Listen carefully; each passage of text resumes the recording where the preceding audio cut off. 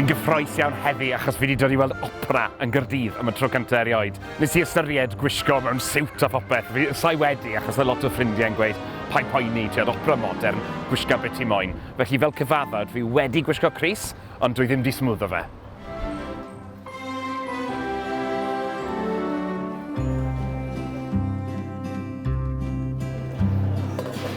O'n i wedi ystyried cael glased o win achos ni yn yr opera, bach o sophisticaterwydd. Fi wedi penderfynu cael dŵr yn lle, just cadw'n saff, 3 o'r gloch yw so dim eisiau mynd yn rhy bonkers. O'n i ddim yn siŵr os dylen ni checko'r plot ymlaen llawn neu beidio.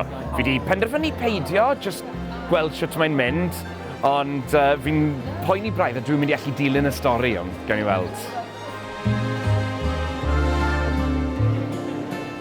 Mae fe'n neis gweld pa mor fysi yw e. Dyma rhywbeth fi'n mwynhau achos fi'n licio mynd i weld sioe cerdd beth bynnag a fi'n licio gweld pwy sy'n dod, beth yw cynulleidfa. A mae'n neis edrych a gweld, lot o bobl hŷn fel bydden ni'n disgwyl, ond mae yna bobl ifanc yma fyd. Pob math o bobl di dod.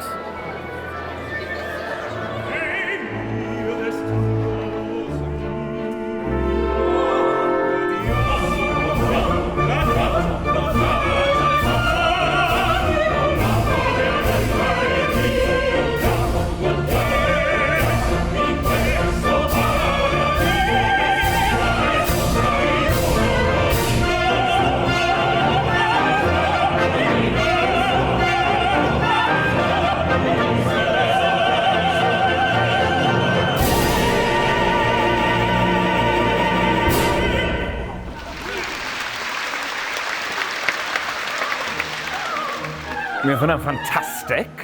O'n i'n disgwyl rhywbeth eitha cheesy i fod yn onest. Dyna ni'n dychmygu fel gwisgoedd gwirion ac yn y blaen. Ond mewn gwirionedd oedd e'n brydferth, oedd y set yn ffantastig. Y cast, gymaint mwy ar y llwyfan ac o'n i'n disgwyl, dwsinau o bobl, o'n i'n gallu cyfri nhw gyd, yn canu heb feicroffons. I fi fel standard, mae'r syniad o berfformio heb feicroffon, no way. 2,000 o seti mewn fanna, maen nhw'n dod a mae'r lleisiau'n cario a clywed pob gair.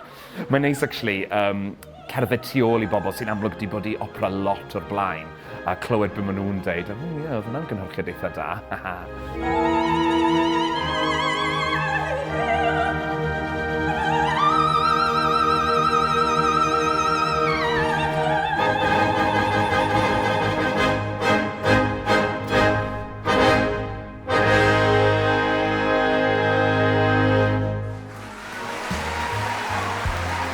Na fe, na ddiwedd y sioe, fi wedi gweld y cyfan a tymlo bach yn emosiynol i fod yn onest, oedd y diweddglo mor rymus a mor agos o gymharu dy stravaganza dechrau'r sioe a dod stori gariad, stori drist, ond yn sicr fi wedi dal ar bag. Os ych chi byth wedi gweld opera, mae fe wir werth i weld, cymerwch gyfle a lle gwell, ni'n lwcus iawn yng Nghymru bod theatrau gwych dyn ni.